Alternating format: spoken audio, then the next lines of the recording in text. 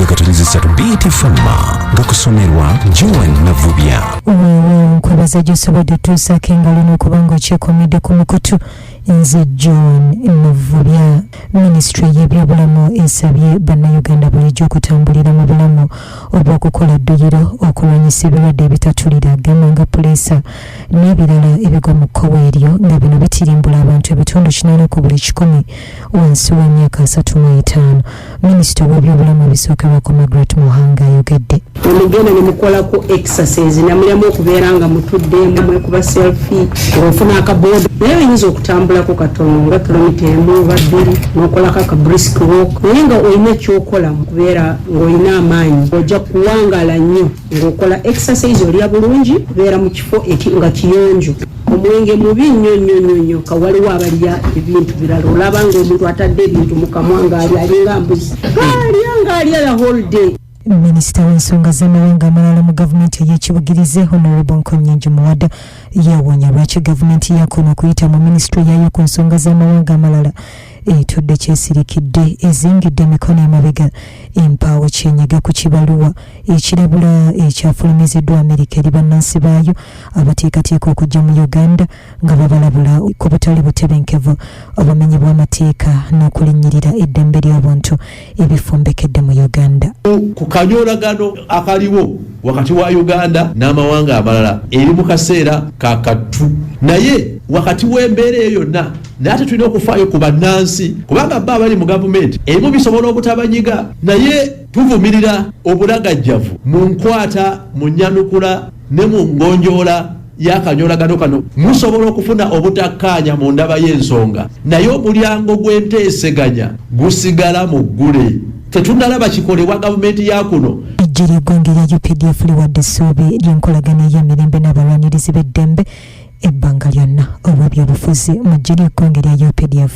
Major General Henry Masiko agambye nti kyonna ekyetaagisa baakukigondera balabe nga bateekawo enkwatagana eno n'abalwanirizi b'eddembe beeyagalire mu bbeeto lyabwe. Ono asinzidde mu kujaguza omukago guno ogutaba abalwanirizi b'eddembe ogumanyiddwa nga National Coalition of Human Rights Defenders Uganda nga bawezezza emyaka 10 mu buweereza. Bamu ku babaka mu Parliament abakyala mu mukago ogwa Forum for Women in Democracy baagala gavumenti eramulako neeveeyo butereevu eraga ekika ky'abakyala bateekeddwa okufuniranga obujjanjabi mu ddwaliro eppya eri abakyala erya Mulago. Basinzidde mu Kampala nga eggwanga lyeteekerateekera okusomerwa embalirira y'ebyensimbi ey'omwaka 2023-2024 ne bagamba nti eddwaliro lino teririna kye liyinza kukolera abakyala abali mu mbeera y'ebyenfuniti ng'okuliyita eddwaliro ly'abakyala ery'ekikugu kubeera kubulwa byogerwa.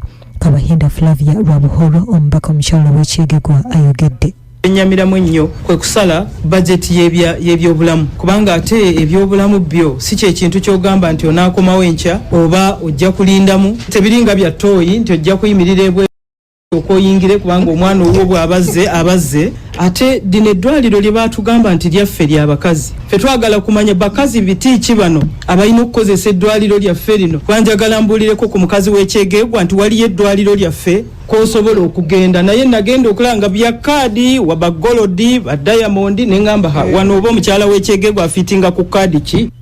Abakugu mu bya tekinologiya n'amagezi ag'ekikugu wansi wa Information Communication Technology Association Uganda balaza bukulu obw'okwongera okubangula bannayuganda ku nkola z'ebyekikugu eziriko kati basobola okulwanyisa n'okugonjoola ebizibu mu bulamu obwa bulijjo kw'ossa ne mu byenfuna. Ssentebe w'abakitunzi David Baliko Dembe ayogedde ku lukuŋŋaana lwabwe olubendabenda. Yonna awamu egatta awamu akatale ka obutabalika busatu n'obuwumbi 10,000 eza dola. Kibye tuyinza okugatagata emitwe ne tulaba nti buli alina kyatunda kana akatale alina kyaganyirwamu. Ekirala okukozesa ebintu nga kalimagezi okutumbula omutindo gw'obwakitunzi. Agabadde agisaawa eno oliko BTFM. Ago ge gabadde amawulire ku 96.3 BTFM.